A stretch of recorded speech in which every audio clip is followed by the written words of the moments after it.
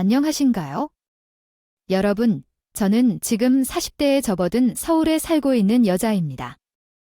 처음 사람의 인생이 어떻게 될지 모르는 것이라 하지만 제가 이런 일을 겪게 될 줄이라고는 상상도 하지 못했기에 이곳을 찾아와서 구구절절 제 인생 이야기를 늘어놓게 되었어요.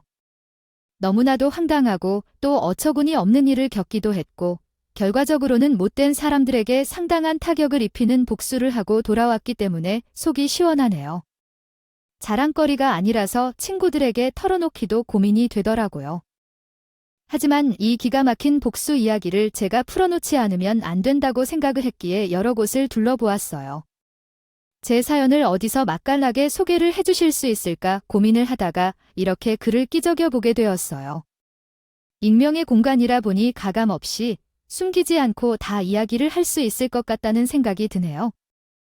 그럼 끝까지 시원하고 묵직한 한 방으로 저를 못살게 굴던 사람들의 무릎을 꿇린 이야기를 시작해 보도록 하겠습니다. 저는 아주 어릴 때부터 부모님께서 식당 일을 운영하시느라 바쁘셨기 때문에 할머니 손에 키워진 것이라 생각해도 무방하다시피 지냈어요. 아침 일찍 식당 문을 열고 저녁 늦게 식당 문을 닫으셨던 부모님 때문에 할머니 집에서 성인이 되기 직전까지 지냈고 모든 학창시절을 할머니와 함께 했다고 말할 수 있습니다. 제가 20살이 딱 되자마자 할머니 집에서 떠나오게 되었는데 제가 할머니와 함께 살면서 꽤 영향을 많이 받으면서 자랐거든요. 어린 시절 할머니와 살던 아이들 보면 말투나 행동이 따라하게 되곤 하잖아요. 저 또한 할머니에게 지대한 영향을 받은 부분이 있었는데 그건 바로 육아였습니다. 어린이가 육아는 무엇인지도 모르겠지만 우리 할머니가 진정한 육아 전문가였습니다. 그 중에서도 초고수 중 하나로 자부할 만큼 강했어요. 우리 할머니는 젊은 시절에 공부를 아주 잘했다고 합니다. 할머니는 여성이 공부를 하면 안 된다는 당시의 편견을 깨고 고등학교까지 졸업한 사람이었어요. 그 당시에는 초등학교조차 졸업하지 못한 사람들이나 한글을 잘 모르는 사람들도 많았다고 할머니의 친구들이 말했어요. 그런 시대에 고등학교 졸업을 한 우리 할머니는 집안도 잘 되어 있었을 것이지만 어쨌든 공부는 정말 잘했던 것이죠. 우리 할머니는 40세가 되던 해에도 대학을 가고 싶어 하지 못해 많이 아쉬워하셨는데 결국 늦게나마 대학에 진학하셨어요. 대학원까지 졸업을 하신 정말 존경스러운 분입니다. 육아 박사로 강의도 다니시고 나중에는 본인 이름을 쓴 장학재단까지 설립을 하신 분이셨어요. 대대손손 할머니네 집이 낭부자였던 터라 그 땅을 팔아서 기금을 마련하시고 공부를 잘하고 싶으나 집안이 어려워 포기하는 아이들을 위해 도움을 주시면서 살아계셨습니다. 저는 자연스럽게 학교에서든 밖에서든 가장 존경하는 사람의 이름을 적으라고 하면 할머니의 성함 3글자를 적을 만큼 할머니를 존경하게 되었어요.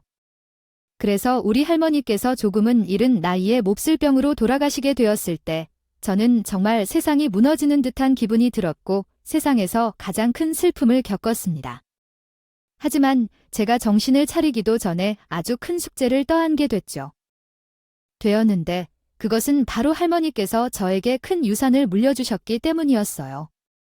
할머니의 이름을 딴 장학재단, 그것을 저에게 운영해 달라며 넘겨주셨는데 사실 저는 대학에 진학하지 않은 고졸 출신이라 재단을 잘 운영할 자신은 없었어요. 경영이 뭔지, 재무제표가 뭔지도 모르는 상황에서 어떻게 경영을 할 수 있겠습니까? 저희 부모님께서도 꽤 유명한 식당이라고 계셨고 관광 맛집이라 줄까지 서서 먹어야 하는 식당이었기 때문에 재단 운영을 할 수 없다고 보기로 하셨거든요. 저는 할머니의 가장 큰 업적이자 유산이 다른 사람의 손을 타는 게 싫어서 대표직을 맡고는 있었으나 실무는 제가 믿고 맡길 수 있는 변호사님께서 대신 맡아주시기로 했어요. 변호사님은 저희 할머니의 장학재단에서 장학금을 받아 학교를 졸업하신 분이시고 제가 어릴 때부터 배운 분이셨기에 저희 집안 사정을 전부 다 하시는 분이었습니다. 그래서 믿고 맡길 수 있었고 변호사님 덕분에 저도 경영 공부를 하면서 실무를 익혀가고 있는 중이었어요. 하지만 사실 제가 정말로 하고 싶었던 일은 따로 있었기에 재단 운영이 제 몸에 딱 맞는 옷이라는 생각은 전혀 들지 않았었어요. 제가 고등학교만 겨우 졸업할 정도로 공부에 흥미가 없었던 사람이라 대학에 가지를 못했지만 유아교육과에 진학하고 싶다는 열정만큼은 가득한 사람이었거든요. 20대까지는 공부를 해볼까 끄적이기는 했는데 사실 제가 정말 끝내주는 돌머리였던 것이었어요. 저희 부모님께서도 일찌감치 공부를 포기할 만큼 공부에는 불은 없는 제가 열심히 살기로 약속했었고요. 재능이 전혀 없는 수준이었고 심지어 수능을 3번이나 쳤는데도 성적이 아주 처참했습니다. 유아교육과에 진학할 수 없을 정도였기에 당연히 유치원이나 어린이집 같은 곳에서 일할 수가 없었죠. 그래서 근근히 아르바이트를 하면서 살아가고 있었고 28살이 되어서 현재의 남편을 만나 사랑에 빠졌어요. 우리 부부가 만나게 된 인연도 정말 웃긴데 한번 들어보세요. 제가 그날 친구와 함께 술을 마시다가 술이 머리부터 취해서 번화가를 걸어 다니고 있었어요. 그날은 친구의 소개로 소개팅을 한 날이었는데 제가 참기 실패를 해버려서 속상해하다가 친구를 불러내어 함께 술을 한잔했던 거죠. 소개팅으로 사실 인연을 만난다는 게 쉽지 않다는 걸 알고 있긴 했지만 제 나이가 28살까지도 어디 하나 모자란 것도 없는데 못해요. 솔로로 살아오고 있었거든요. 이번에는 솔로 탈출을 좀 해보나 했는데 실패하는 바람에 친구랑 술 한잔하고 신세 한탄을 하며 걸어가고 있었는데 길 한복판에 너무 제 취향인 사람이 서 있는 겁니다. 저도 모르게 그 남자에게 삿대질을 하면서 저런 남자가 내 취향이라고 왜 저런 남자는 저랑 안 이루어지는 거냐고 하면서 그레고레 소리를 친 거죠.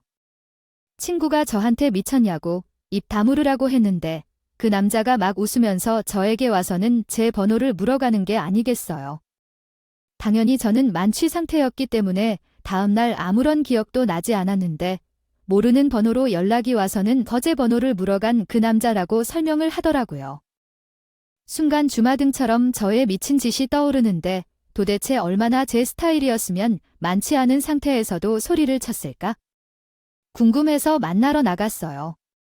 그런데 정말 멀쩡한 상태에서 보니까 더 제 스타일에 가까운 사람이었던 거예요. 저한테 멀쩡한 상태에서 봐도 취향이 맞냐고 물어보길래 홀린 듯이 고개를 끄덕였어요. 남편은 저에게 몇 번 더 만나보자고 말을 했고 저는 당연히 좋다고 했고요. 그렇게 3개월이 지나서 모태솔로에서 탈출을 하게 되었습니다. 남편은 작게 카페를 운영하는 사람이었는데 제가 별다른 직장이 없는 백수이다 보니까 남편의 가게에서 아르바이트도 하고 그랬어요. 그런데 제가 재단 운영을 위해서 재무제표 보는 법을 배워서 그런 건지 남편 매출을 쑥 보는데 매출 자체가 별로 나오지 않더라고요. 이렇게 한적한 카페를 운영하는데 자리가 비싸기를 소문나니 동네에서 장사를 하면 도대체 남는 게 뭐가 있는 건지 하는 생각이 들어서 남편에게 물어봤습니다. 이 정도 매출이면 가게를 접는 게 돈 버는 일 아니야. 지금 매출이면 월세값도 충당 못할 것 같은데. 아니면 홍보를 좀 해볼까? 아, 괜찮아. 나 월세를 따로 내지 않아서 사실은 지금 이 건물이 우리 어머니 명의로 된 건물이라서. 와, 조물주의에 있다던 건물주가 바로 당신 어머님이셨어. 대단하시다. 이 건물이면 대대손손 먹고 살아도 문제 없는 수준 아니야? 우리 어머니 대단하시긴 하지? 악착같이 한 푼, 두 푼 모아서 투자로 뭉뚱이 불려서 이 건물까지 손에 넣으신 거거든? 애초에 목표가 건물 사는 거였대. 그러면서 남편이 쭉 지난 이야기를 해주는데 알고 보니 일찌감치 시부랑 사별한 이후에 시어머니는 아들을 둘 키우면서 투자도 하고 땅도 사고 하면서 건물까지 올린 거였더라고요. 본인 인생에 대한 목표가 뚜렷하고 아주 당당하게 사는 분이라고 말을 하는데 저 같아도 한 푼 두 푼 투자해서 건물을 셨다면 스스로 자랑스러워 미칠 것 같더라고요. 아들이 둘이라는 남편의 말에 동생이 있는 거냐고 물어봤더니 형이 있다고 하더라고요. 형은 아주 공부를 잘하는 사람이었고 어릴 때부터 책에 빠져서 사는 사람이었는데 그 덕분인지 명문대를 졸업 후에 대기업 연구실에서 일을 하고 있다고 했어요. 남편은 본인은 공부에 별로 취미가 없어서 일찌감치 카페를 창업했다고 했는데 저도 공부를 못했던 걸로는 일가견이 있는 사람 아니겠습니까? 저럽다는 생각이 잔뜩 드실지 모르겠지만 저는 남편과 운명의 공동체가 따로 없다고 생각을 하게 되었어요. 그런데 제가 언제까지 남편 가게가 뻔히 어떻게 돌아가는지요? 매출이 얼만지? 하는데 아르바이트 비용을 챙기면서 하는 일 없이 탱자탱자 시간을 보낸다는 게 좀 눈치도 보이고 그렇더라고요. 거기다가 남편은 제가 재단을 가지고 있다는 사실을 몰랐으니까 어디 취직은 해야겠다고 생각이 들었죠. 뭘 하면서 먹고 살면 행복할 수 있을까 고민을 하던 와중에 구인 공고에서 베이비시터를 구하고 있다는 공고를 보게 되었어요. 미취학 아동을 돌보는 일이었고 공부는 대충 한글만 잘 알려줘도 고맙다는 설명에 이거다 싶었죠. 같이 놀이를 해주고 밥을 챙겨주고 애들 어린이집 등하원만 잘 챙겨주면 된다고 하길래 냉큼 지원을 해서 면접을 보게 되었어요. 보통 베이비시터 일을 하는 분들이 나이가 좀 있으신 주부들 같더라고요. 제가 좀 젊으니까요. 고려하시는 것 같길래 제 장점에 대해 피력을 시작했습니다. 몇 시간만 아이랑 노는 걸 지켜보시고 채용을 하시면 어떨까요? 하면서 바로 자리를 잡고 아이랑 놀아주기 시작했어요. 제가 또 워낙 애들을 좋아하고 짜증을 잘 내지 않는 긍정적인 성격이라서 아이도 진심이 통한 건지 저와 잘 놀더라고요. 사실 그 아이가 낯을 엄청 심하게 가려서 낯선 사람만 보면 울고불고 한다던데 저랑은 너무 잘 지내니까 믿고 맡겨보시겠다고 하셨어요. 꿈에 그리던 보육교사는 아니었지만 크게 다를 바 없는 베이비시터를 시작하게 되었습니다. 남편에게도 이야기를 했더니 너무 축하한다고 그러더라고요. 하루 종일 아이를 보는 거다 보니까 그만큼 노동력에 대한 값도 받을 수 있고 애가 저를 잘 따라다녀서 천직인가 싶더라고요. 거기다가 애기가 반찬 투정이 꽤 심한 편이었는데 저랑 놀이를 하기도 하고 음식 재료로 촉감놀이도 하고 요리도 같이 하고 하다 보니까 편식도 쌓고 친 거예요. 애기 엄마가 저에게 오래오래 일을 해달라고 부탁하지 않았는데 이보다 더 좋을 수가 있겠습니까? 그렇게 아이랑 1년을 넘게 지내면서 남의 아이는 빨리 자란다는 소리에도 공감을 하게 되고요. 드디어 제 인생에 처진 것 같아서 기쁘게 지내고 있었는데 남편이 저에게 그러더라고요. 형이 먼저 결혼을 한 다음에 결혼을 하는 것 같아서 말을 하지 못했었는데 제가 열심히 사는 모습을 보니까 점점 더 빠져들게 된다고요. 저에게 결혼을 하고 싶다고 하면서 프로포즈를 하는 게 아니겠습니까? 알이 엄청 큰 반지를 주면서 결혼하자고 하는데 홀라당 넘어가 버리고 말았어요. 어차피 저에게 돈이 없는 것도 아니었고 저의 부모님도 식당 장사가 잘 되고 있었으니까 결혼하는데 문제될 것이 전혀 없었죠. 본격적으로 결혼을 전제로 준비를 하기 시작했는데 저희 집에 먼저 인사를 드리러 가게 되었어요. 저희 부모님께서는 제가 연애를 하고 있다는 사실조차 모르시다가 갑자기 결혼을 한다고 하니 황당해 하시긴 하셨지만 남편의 됨됨이를 보고 허락을 해주셨어요. 항상 어디에 가도 저를 먼저 챙기는 남편이었기 때문에 저희 부모님과 식사를 하는 자리에서도 남편은 수저를 놓는다거나 물을 떠다 준다거나 아주 사소한 것까지 저를 챙겨주었죠. 그 모습을 본 부모님께서는 마음고생할 일 없겠다며 허락을 해주셨고 다음 수순으로 시댁에도 찾아가게 되었는데 분위기가 살짝 이상했어요. 한마디로 시어머니가 저를 보자마자 아래 위로 싹 훑어보는데 그 눈빛에서 저를 탐탁치 않게 생각한다는 게 느껴지더라고요. 고졸 출신인 것까지는 우리 아들도 독인객인이니까 그렇다고 치지만 남의 집회를 보러 다닌다고 그게 전문직은 아니지 않니? 언제 잘릴지도 모르는 일인데 우리 아들 체력이 편승하려고 한다는 느낌을 지울 수가 없구나. 그러면서 남편이 저에게 프로포즈할 때 주었던 반지를 끼고 갔었는데 제 손가락을 유심히 보시더니 답답하시다는 듯이 가슴을 팡팡 치시더라고요. 이런 비싼 반지를 덥석 받는 것부터가 아주 생각 머리 없다는 걸 말해주는 것 같아서 내가 답답하구나. 거기다가 너네 형도 아직 결혼을 못했는데 말이야. 동생이 먼저 개원을 한다는 게 말이나 되는 소리니. 가는데 다 순서가 있는 법인데 아이 누가 먼저 가는 게 무슨 상관이에요? 형이 여자친구가 있는 것도 아니고 저도 언제까지 형 뒤에서 기다릴 수만은 없지 않겠어요. 그럼 혼인신고라도 먼저 하고 잘게요. 우길 게 따로 있지? 그런 거를요. 너네 뭐 임신이라도 했니? 그런 거 아니면 서두를 이유가 뭐야? 사랑해서 같이 살고 싶은 거죠. 사랑해서 결혼이라는 게 뭐 별건가요? 뭐 먹고 사랑하면 같이 평생 사는 거지? 아무튼 저희 결혼하고 싶습니다. 너네 부모님은 뭘 하신다고 하셨지? 그저 그런 집안이면 나도 달갑지는 않구나. 아무래도 이야기를 들었을지 모르겠지만 우리는 건물도 떡하니 가지고 있고 저희 부모님은 식당을 운영하고 계세요. 혹시 어느 동에 있는 한정식집인데 거기 한정식이라고 아세요?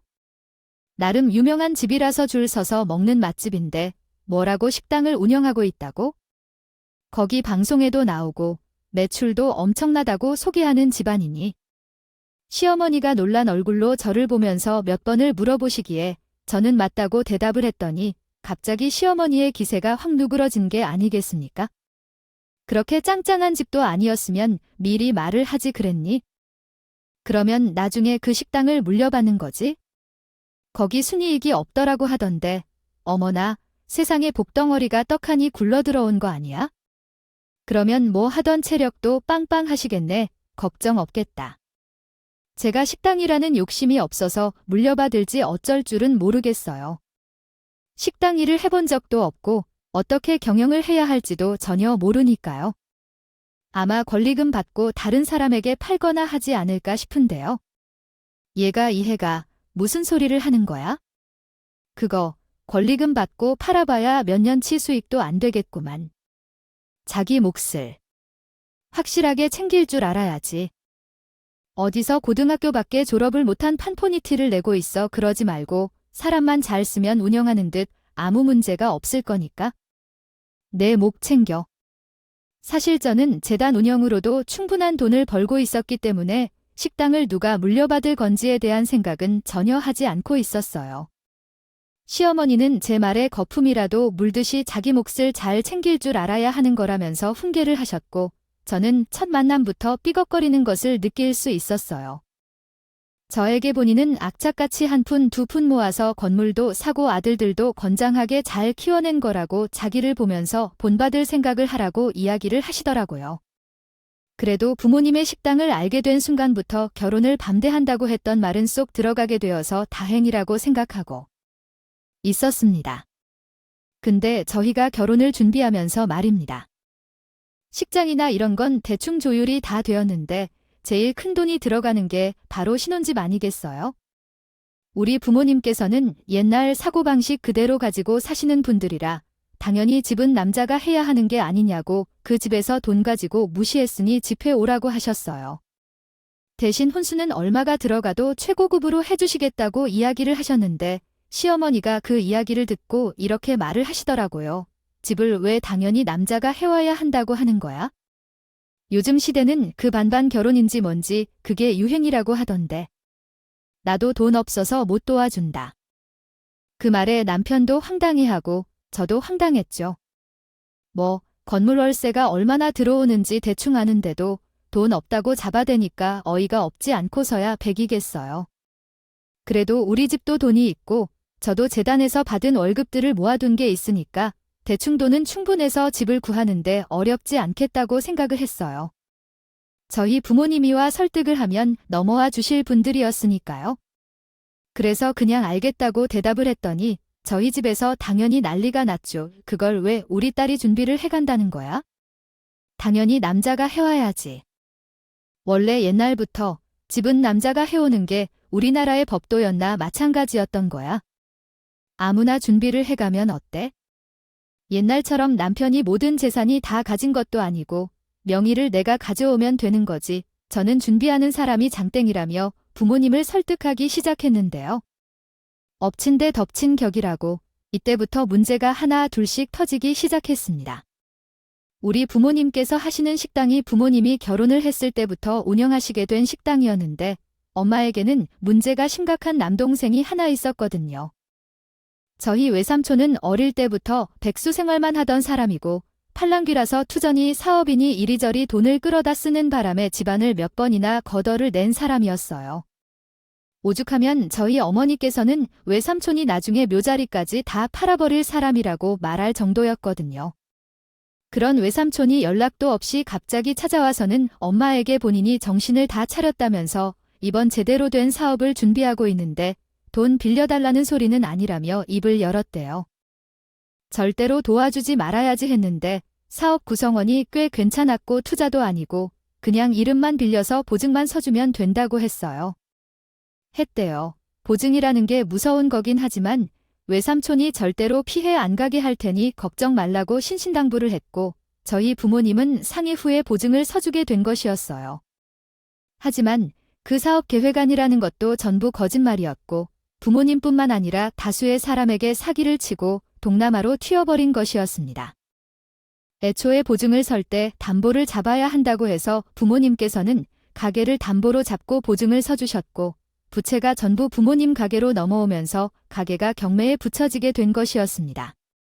보통 이 정도 되면 그 가게를 다시 사면 되지 않냐, 모아둔 돈으로 갚으면 되지 않냐 싶겠지만 외삼촌이 정말 몇 억도 아니고 수십억을 사기치고 날라버린 거예요. 부채가 어마어마했고 개인 투자자들까지 부모님 가게에 찾아와서 돈 내놔라 울고불고 가게를 부수고 난리가 난 거죠. 한마디로 저희 집은 쫄딱 망한 수준이 되었습니다. 가게를 빼앗긴 건 물론이고 부모님이 거주하시던 집까지도 압류를 당하고 빨간 딱지가 붙게 되었고요. 단칸방 전세나 겨우 얻을 수 있을까 말까 한 수준까지 내몰리게 되셨거든요. 하루아침에 사람이 이렇게 모든 걸 다 이룰 수 있나 싶을 정도로 망해버렸어요. 그래서 제가 재단에서 융통할 수 있는 금액으로 겨우 집을 한 채 얻어들였는데 그러고 나니까 제가 신혼집을 얻을 돈이 없어지게 된 거죠. 이게 재단 운영이라는 게 상당히 투명하게 이루어져야 하는 부분이기에 제가 마음대로 쓰게 되면 횡령이 되니까 어떻게 할 수가 없더라고요. 그런데 남의 불행에 관련된 소문이라는 게 정말 빠르지 않겠습니까? 우리 식당이 다른 사람들에게 넘어갔다는 소식을 시어머니가 들었다는 겁니다. 시어머니는 그 길로 바로 저를 찾아와서 아주 황당한 소리를 내뱉기 시작했어요. 우리 아들 고집이 항소 고집이라. 어차피 결혼하지 말라고 해봐야 안 될 것이라는 걸 잘 알고 있다. 누굴 닮아서 그리 심지가 굳은 놈인지는 모르겠지만 아유, 어차피 결혼할 거 나도 찝찝하게 며느리를 드리고 싶지 않겠니? 그래서 내가 준비해온 서약서에 서명을 좀 해줬으면 좋겠는데 자, 이거 찬찬히 읽어보거라 그러면서 왼종이 하나를 저에게 내밀더라고요. 읽어보라고 눈짓을 하길래 종이에 빼곡하게 적힌 글씨들을 읽어보았어요.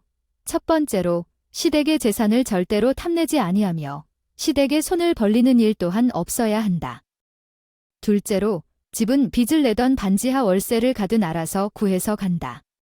셋째로는 앞으로 벌어먹는 것도 알아서 하고 아이가 태어날 시기에도 시댁에는 절대 손 벌리는 일이 없어야 한다. 기대도 하지 말아라. 아파도 돈 달라는 소리 하지 말고 빚을 갚아달라는 소리도 하지 말고 기타 등등 빌붙지 말라는 소리를 구구절절 싹 다 써놓은 게 아니겠습니까? 내가 문어한테 바라는 게 있으면 얼마나 있겠니? 그러니까 우리 서로 공과서는 구분해서 바라지 말고 살자고. 아, 그렇다고 내가 며느리의 토리까지 하지 말라는 이야기는 아니다. 며느리로 들어왔으면 며느리로서 해야 할 일은 다 해야지. 저는 진짜 어이가 없어서 무슨 용기가 나는지 모르겠지만 시어머니가 또렷하게 저를 보고 있는 그 자리에서 종이를 박박 찢어버렸어요. 이렇게 이런 말도 안 되는 서약서에 서명을 하라고 하실 수가 있어요? 이런 데에 도장 안 찍어도 어머님께 돈 달라는 소리 안 하겠습니다. 그래, 내가 이렇게 찢어버릴지도 모른다고 생각해서 녹음기도 따로 준비해왔는데 그러길 잘했네. 그러면서 가방에서 녹음기를 꺼내는데 아 진짜 소름 돋더라고요. 그래, 그렇게 시어머니와의 만남을 뒤로 하고 저는 더욱 열심히 집을 알아보기 시작했어요. 여전히 시트일을 하면서 남편과 새 집을 구하기 위해 애를 썼는데 확실히 돈이 없다 보니까 한정적이긴 하더라고요. 결국 저랑 남편은 녹슨 물이 나오진 않을까 걱정이 될 만큼 나이가 빠진 빌라의 둥지를 틀게 되었습니다. 대출 빚을 내긴 무서웠고 둘이 모은 돈으로 할 수 있는 최선의 선택이었어요. 이사 이후에 신혼집에 놀러온 시어머니가 집을 보더니 아이만하다는 얼굴로 비웃기 시작하는데 참 속이 상하더라고요. 얼마나 대단한 집을 구하려나 지켜봤는데 고작 구한 게 다 쓰러져가는 빌라야 제비망해서 돈이 없어서 그런 거니? 헌스쿨 라지하고는 무슨 말을 어떻게 해야 할지 모르겠더라고요. 한순간에 거리에 내앉은 우리 부모님을 욕되게 하는 것 같은 말이었거든요. 그 뒤로 저랑 남편은 혼인신고만 하고 결혼식은 아주버님이 결혼을 한 이후에 하기로 했는데 그렇게 같이 산 지 1년 만에 드디어 아주버님이 결혼을 하겠다면서 여자를 데리고 왔습니다. 선자리에서 만난 여자라는데 대학생이라고 써놓았어요. 교수라고 하는 게 아니겠어요. 거기다가 명문대 교수라고 하는데 절로 주눅이 들더라고요. 시어머니는 명문대에서 교수를 하고 있다는 형님에게 벌써부터 뿅 간다는 표정을 하면서 우리 교수님 우리 맏며느리 난리가 났더라고요. 둘이 선을 보고 만났으니 조건도 전부 다 따지고 들었을 테고 제가 나서봐야 미운 털만 박힐 것 같아서 조용히 있었어요. 시어머니는 공부만 했던 아주버님이 이렇게 제대로 된 며느리를 데리고 올지 몰랐다면서 간이고 쓰이개고 다 빼줄 것처럼 꾸는데 솔직히 좀 웃기더라고요. 근데 여기서 너무 기가 막힌 일이 뭐였냐면요. 형님이 인사를 드리러 오는 자리에 시어머니가 저에게 당연히 며느리의 도리를 해야 하지 않겠냐며 저를 부른 거죠. 근데 그 며느리의 도리라는 게 뭔지 눈에 뻔히 보이시죠? 바로 종로르들 하면서 본인의 수발을 들으라는 이야기였어요. 형님 취향에 맞춰서 저에게 음식을 해와라, 과일을 준비해라, 커피 같은 것도 타와라 하면서 귀찮은 일 전부를 저에게 떠맡기더라고요. 그런데 여기서 진짜 황당했던 건 제가 그렇게 일을 하고 있으면 형님 될 사람의 눈치로 알아서 주는 대로 처먹어야 하지 않겠습니까? 시어머니가 후식으로 커피를 내오라고 해서 연하게 아이스 아메리카노를 준비해 갔더니 형님이 살짝 인성을 쓰면서 말을 하더라고요. 저는 카라멜 시럽이 들어간 커피가 먹고 싶은데 평소에 아메리카노는 써서 잘 안 먹거든요. 카라멜 시럽 없어요? 우유도 좀 부어주세요. 진짜 또라이 아닙니까? 솔직히 어떤 집에 카라멜 시럽 같은 게 있을까요? 제가 어이가 없어서 저도 모르게 헛기침을 내뱉었더니 시어머니가 저를 확 째려보더니 그러더라고요. 너는 이 형님이 카라멜인지 뭔지 들어간 게 먹고 싶다고 하는데 그렇게 멀뚱히 앉아만 있을 거니 당장 나가서 사와라. 여기 모퉁이 돌면 카페에 있는 거 알지? 거기 가서 카라멜 시럽인지 뭐니 커피 달라고. 그래서 사와라. 시어머니가 저한테 당장 나가서 사오라고 등을 떠미는데 제가 왜 가요 할 수도 없고 슬리퍼 하나 질질 끌고 동네 카페에 가서 카라멜 라떼를 사다가 대령했죠. 제가 이런 취급을 왜 받아야 하는지는 모르겠지만 그때는 그냥 형님이 처음으로 인사를 드리러 온 자리니까 시어머니랑 싸울 수 없어서 맞춰 주었습니다. 근데 이 형님이라는 여자가 제가 뭔가 지은 죄가 있어서 바짝 엎드려서 사는 줄 알았는지 그 뒤로 저를 슬슬 무시하고 우습게 보기 시작한 거예요. 제가 커피를 사서 갔더니 갑자기 지갑에서 1,000원짜리 한 장을 꺼내서 저에게 내미는 게 아니겠어요? 저는 1,000원짜리는 왜 주시는 거예요? 이 돈으로 뭐 어떻게 하라고? 제가 미국에서 오랜 시간 유학을 해서 팁 드리는 문화가 익숙해서 제가 팁 드리니까 받아주세요. 제가 진짜 그 말에 어이가 나가지고요. 기가 막혀서 웃고 말았어요. 제가 물론 미국에 한 번도 가보질 못해서 모르긴 하는데 팁이라는 건 종업원에게 주는 거 아닌가요?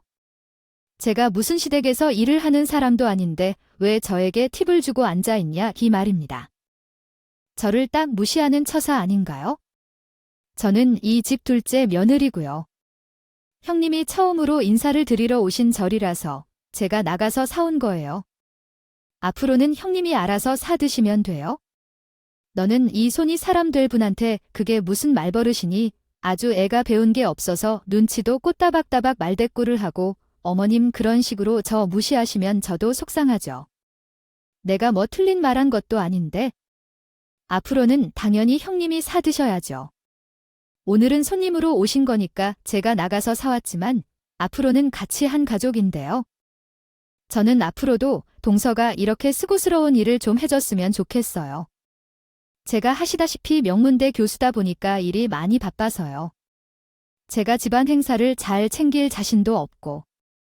그래도 저보다 먼저 시집을 왔으니 그런 부분은 알아서 잘 하시겠죠. 저는 믿고 맡길게요. 그게 말이 좋아서 믿고 맡긴다고 우 표현을 하는 거지. 결국에는 저에게 종노릇은 다 해라 귀찮은 건 하지 않겠다고 대놓고 선언하는 거 아니겠어요?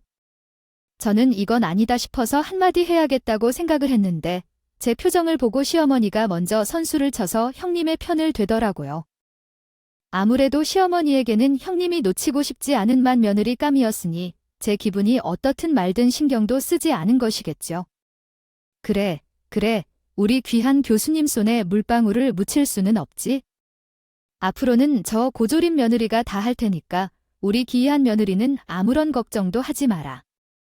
어머님, 여기서 고졸인 게 뭐가 중요해요? 제가 대학을 나왔더라면 형님이랑 같은 취급을 해주셨을 건가요? 어머님은 그냥 제가 마음에 안 드신 거잖아요. 내가 그럼 뭐, 예쁘다고 너를 마음에 들어 하겠니? 그리고 이 자리가 어떤 자리인데 지금 목소리를 높이면서 시의미를 무시하고 들어. 내가 이러니까 내가 예뻐해 줄 수가 없는 거다. 심지가 곱기를 하니 예의를 차리기를 하니 속이 잔뜩 상했죠. 커피까지 나와서 사가지고 왔는데 결국에는 제가 뭘 하든 마음에 안 든다는 소리만 줄줄이 늘어놓고 있었으니까요. 제가 오직 열이 받았으면 그 이야기가 끝나기 무섭게 시댁을 박차고 나와서 남편에게로 달려갔다니까요. 우리 남편은 제 표정을 보더니 저리 꼭 안아주면서 위로를 해주는데 진짜 너무 분해서 씩씩거리면서 의분을 토해냈어요. 도대체 내가 고졸인 거랑 형님이 대학원까지 졸업한 거랑 무슨 상관이 있다고 나는 며느리로 대접을 안 해주시겠다는 건지 모르겠다니까. 학벌이 집안 살림한데 무슨 영향을 끼친다고. 나만으로 보면 못 잡아먹어서 안달이냐고 우리 엄마한테 찾아가 봐야 좋은 이야기도 못 듣고 내내 고생만 하다 오는데 이럴 거면 우리 더 이상 찾아가지 말자. 난 당신이 별거 아닌 일로 스트레스 받고 우리 엄마한테 나쁜 소리 듣는 거 더 이상은 못 참겠어. 저는 남편의 진심이 담긴 말에 고개를 끄덕였고 더 이상 스트레스 받아가면서 시댁에 찾아가 알랑방귀를 뀌지 않기로 마음을 먹었어요. 저희가 이렇게 고군분투를 하는 동안 저희 친정 부모님께서는 저희 재단 일을 도와주시는 변호사님을 선임해서 외삼촌을 고소하게 되었습니다. 다시 한번 주인 없는 식당에 찾아오기 위해서 변호사님과 여러 번 미팅을 하게 되었고 방법이 아예 없는 건 아니라는 희망적인 이야기를 듣게 되시고 다시 한번 힘을 내셨습니다. 부모님께서는 판사님, 어떻게 되든 끝까지 해볼 수 있는 건 다 해보시겠다고 이야기를 하시는데 그 결정에 박수를 보내고 싶었어요. 제가 재단에서 융통할 수 있는 금액을 모조리 도와드리는 듯 사용하겠다고 이야기를 하니까 남편이 옆에서 듣고 있다가 재단에 대한 의문을 가지게 되었어요. 제가 그때까지도 장학재단에 대한 이야기를 딱히 할 게 없어서 남편에게 말을 하고 있지는 않았거든요. 재단에서 제가 버는 돈이라고 해봐야 얼마 되지도 않았고 운영이나 실무 자체도 제가 최종 결정을 내리는 것은 몇 건 아니라고 해도 상관하지 않았었으니까요. 거기다가 실무자들이 따로 있는 마당에 제가 재단 주인이라고는 없겠죠. 숨기고 있었기에 남편은 꿈에도 몰랐었던 겁니다. 죄도 아니라니 당신도 몰래 무슨 일 벌여둔 거 있어? 이런 건 부부끼리 정의를 해야지. 그래야 당신이 힘들 때 내가 도와줄 수 있잖아. 내가 당신에게 말을 다 한 줄 알았는데 생각해보니까 재단 이야기를 안 했네. 사실은 말이야. 저는 솔직하게 할머니께서 저에게 물려주신 유산이 있고 그게 할머니 이름을 딴 장학재단이라는 사실을 전부 남편에게 털어놓았어요. 남편은 너무나도 놀라면서도 저에게 잘했다고 모아둔 돈 빼서 장인 장모를 도와드릴 수 있어서 다행이라고 말을 하는데 남편이 대인배 같은 모습을 보여주니 저도 뿌듯하더라고요. 제가 처음에 남편의 외모에 반한 건 맞지만 이렇게 성심까지 울고 든 사람이라니 결혼 하나는 잘했다는 생각이 들었어요. 앞으로 돈 많이 모아서 우리도 시댁에 부끄럼 없이 떵떵거리고 살자고 서로 행복한 미래를 꿈꾸게 되었습니다. 그러던 와중에 아주버님네는 순조롭게 결혼식을 준비하기 시작했어요.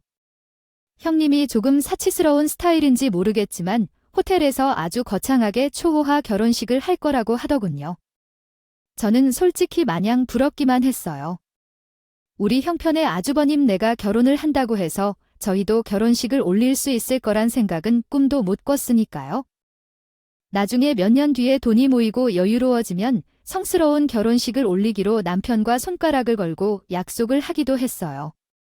결혼식 날짜가 코앞으로 다가오고 시댁에서 다 같이 결혼 전에 화합을 다 쓰자면서 저희를 불러서 밥이나 먹자고 해서 싫은 마음을 숨기고 시댁에 방문을 했어요.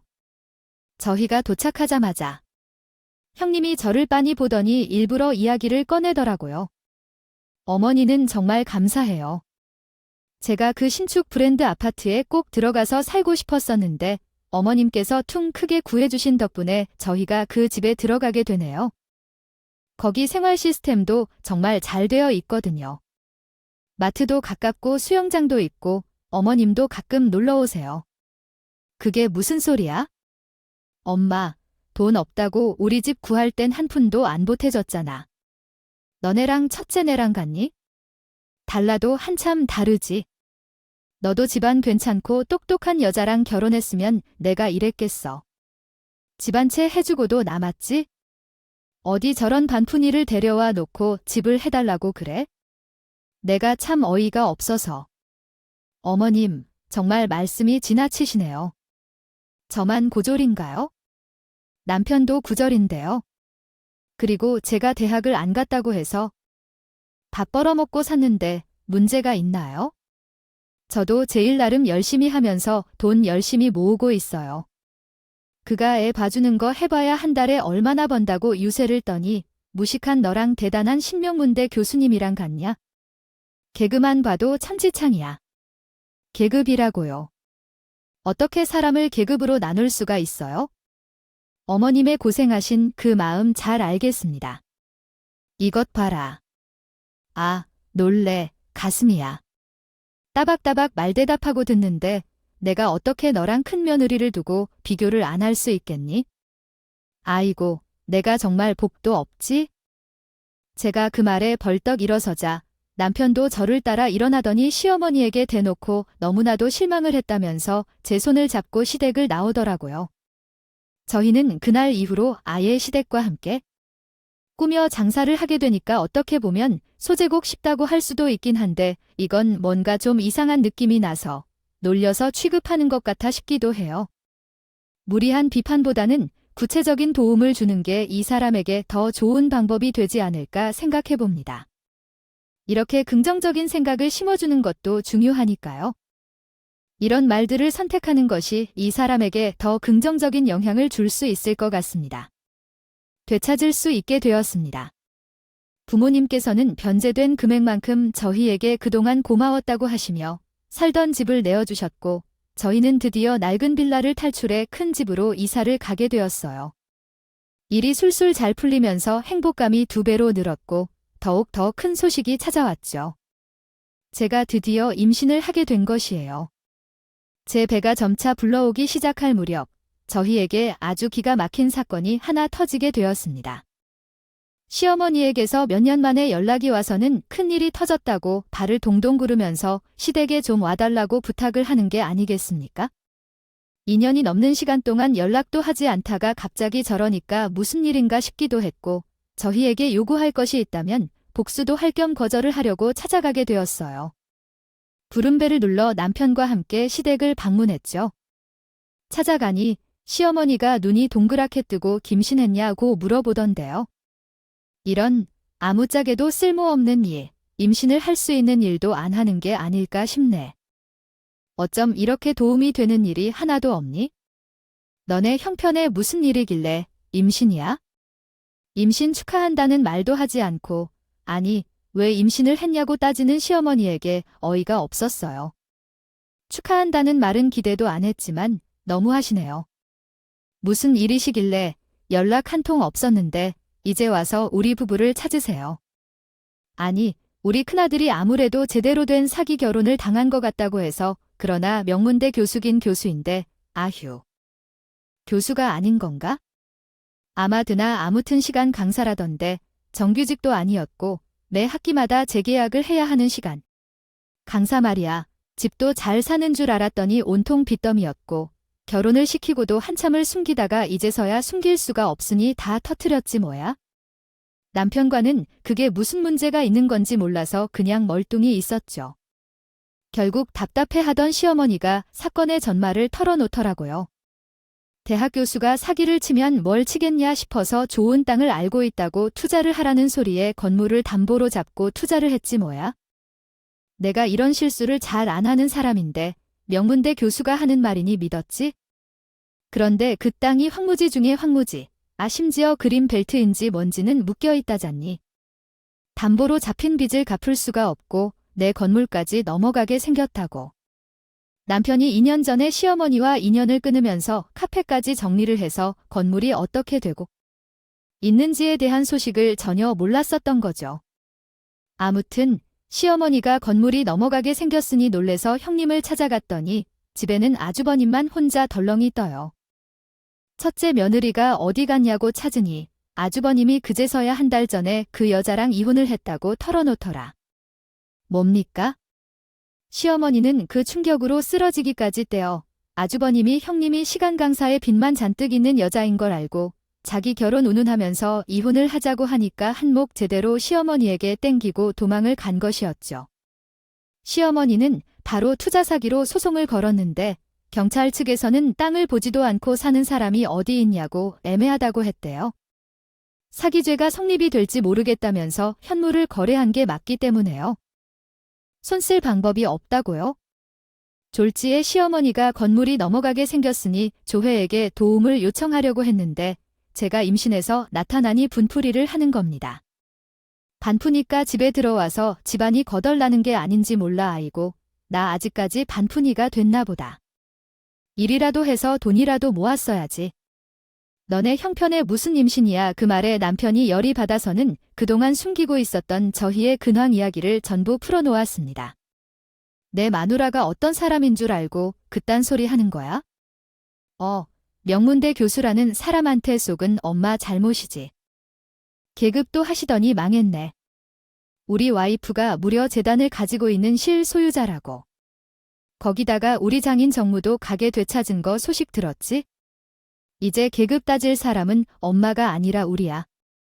우리 뭐라고 둘째 며느리 거라고 어떻게 그 재단이네 거야? 재단 창립자가 저희 할머니시거든요. 평생 교육자로 살고 싶어 하셨던 우리 할머니께서 가난한 만학도를 위해 세우신 재단이에요. 부모님께서 식당 일로 바쁘셔서 제가 맡았고요. 하지만 재단 운영상 기금은 투명하게 다뤄야 해서 저희도 도와드릴 순 없겠네요. 제 말이 끝나기 무섭게 시어머니가 갑자기 사근사근하게 웃으면서 죄에서는 자꾸는 거래라도 하듯이 이야기를 하더라고요. 저 한 번만 도와다오. 내가 그 첫째가 살고 있는 고급 아파트 너희 줄게. 너네 명의로 바로 돌려줄 테니까 그 재단 기금 좀 융통해서 우리 건물 좀 살려다오. 형님에게 떡하니 사주었던 그 아파트를 저에게 줄 테니까 그 건물 되찾는 걸 도와달라고 하는데 제가 미쳤다고 그 큰 돈을 시어머니께 주고 싶겠어요.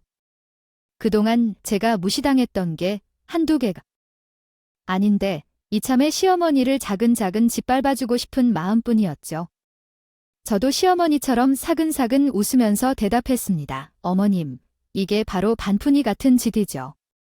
소 잃고 외양간 고쳐봐야 도망 나간 소가 돌아오나요? 저는 그런 고급 아파트 필요 없어요. 저희도 이번에 새로 지은 강남 아파트 들어가거든요. 친정에서 사주셔서 시어머니가 망연자실한 얼굴로 저에게 매달리면서 한 번만 살려달라고 평생을 모은 돈으로 산 그 건물만큼은 건지게 해달라고 빌기 시작하더라고요. 저는 시어머니에게 그러길래 평소에 마음을 곱게 쓰고 살지 그랬냐고 더 이상 할 말 없다고 매몰차게 뒤돌아 시댁을 나왔습니다. 제 뒤통수에 대고 한 번만 하는 시어머니를 무시하는데 남편이 제 손을 꾹 잡으면서 잘했다고 하더라고요. 찝찝하지만 속은 시원했습니다. 그 이후에 이혼하고 거덜이 된 아주버님과 시어머니는 결국 아파트를 팔아치우고 이리저리 돈을 빌리러 다닌 듯 하더니 그 건물의 소유주가 바뀌었더라고요. 평생을 자랑이라고 생각하고 건물주라며 어깨를 잔뜩 세우고 사람을 돈으로 계급을 나눠보면서 살던 시어머니 한순간에 쫄딱 거짓 신세가 됐죠. 저는 출산 이후에 베이비시터일을 그만두고 변호사님과 함께 재단을 운영하고 했고 남편은 카페를 정리한 후에 이리저리 일자리를 알아보다가 저희 부모님 식당에서 일을 하기 시작했습니다. 저희 부모님은 드디어 식당을 물려줄 수 있는 사람이 생겼다면서 무척이나 즐겁게 남편에게 노하우를 전수해주고 계세요. 저는 아이를 키우면서 집에서 공부도 하고 사이버 대학에 입학을 해보려고 준비를 하고 있는 중이랍니다. 가끔 저의 결제가 필요한 날에는 재단에 출근을 하기도 하고요. 아주 여유 있게 즐거운 하루하루를 보내고 있어요.